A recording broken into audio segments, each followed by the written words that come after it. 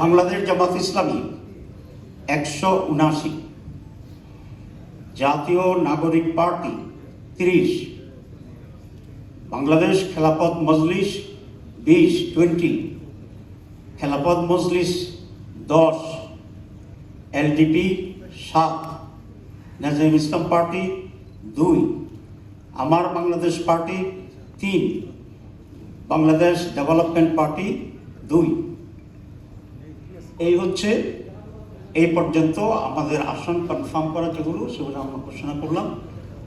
বাকি আসনগুলোই আমাদের আরও যারা শহীদ আছে আমরা আশা করি ওনারা এখানে ঐক্যমত্যের ভিত্তিতে ওনারাও আমাদের সাথে থাকবেন এবং তখন আমরা ওনাদের আসনগুলো যেগুলো বাকি আছে সেসব বিষয়ে আপনাদেরকে অবহিত করবো ইনশাআল্লাহ। সবাইকে ধন্যবাদ।